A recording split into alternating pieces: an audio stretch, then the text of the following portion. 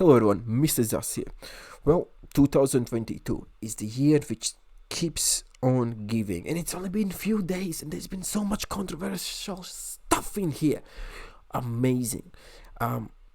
Before I jump into video about Chronicles of IBF, let's finish off Charles Martin against Luis Ortiz. I thought this fight was really good. We had everything. We had knockdowns. We have bad refereeing. I cannot see. I'm legally blind. We have Charles Martin getting tied up in ropes.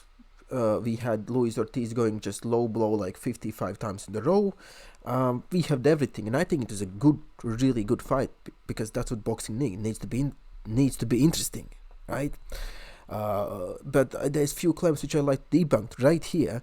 Is that Luis Ortiz looked old, and this is gonna come on two parts. So what, guys? Did Luis Ortiz look old for 42-year-old or 52 years old? Which one is it? Because I think if Luis Ortiz is 52, and I think he's around 50 years old, I'm not gonna lie, I think he looked spectacular. I think he looked so good for someone who's in his 50s. Brilliant.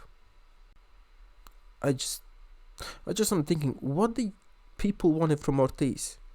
Are you saying he aged exactly like Vladimir Klitschko aged against Tyson Fury?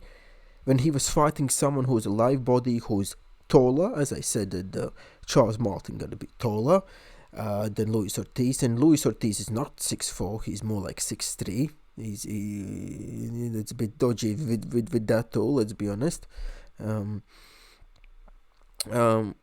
Yeah, someone who is decent and who can punch back. And when you calculate that someone who's 35 can punch back, has okay chin, is still motivated to actually win this fight, not just there for the paycheck. And then Luis Ortiz does not look spectacular. It's just how it is. The same thing, happened with Fury and Klitschko, right? Klitschko just looked like he aged, and then he fought someone else. Then he fought AJ, and then he looked fresh again. It's just, when you're fighting a low opposition, you look brilliant because you can do whatever you want, because you're so much better. You have freedom. But when you're fighting in a stiff opposition, you cannot make mistakes. And Ortiz made mistakes, and he paid for them. And he is the jab, the famous jab everybody's saying. And then they're saying there's the slippery shoes. Again, big boxing channels are calling. I don't know. It seems like they haven't even watched the fight. There was so much controversial stuff in this fight, and I love it. I think that's what makes boxing kind of good, because, that generates the hype. Because Ortiz was down 2 times. He needed to dig deep. Ortiz needed to dig deep to win this fight. I mean, Charles Martin, I don't rate him in top 10, top 15. I would say he's maybe top 25. That's where I put Charles Martin. Ortiz needed to dig deep.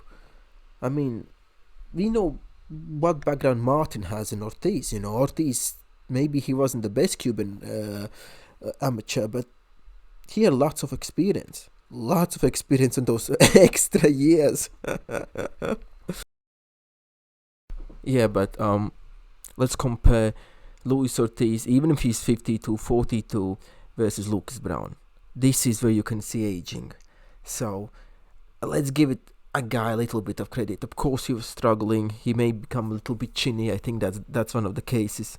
But I'm gonna be honest, guys. I have so much to talk about in this video. Then, yeah, I mean, Luis Ortiz scores big knockout, calls out absolutely everyone, as you can see here in this article from Boxing 24, something like that. It's gonna be included in the description box, so you can see it, and you can read it, how he calls out everyone. He's ready to take them. What's that? Is that someone knocking? Who could be knocking there? Here's Johnny. So here we go. Boogeyman locked himself in the toilet, screaming that he is ready to fight every boxer under the sun. But when someone steps up, he apparently has hand injuries. Anyway, guys, if you stick around this long, please make sure to subscribe, share, and like this video, man. I appreciate it.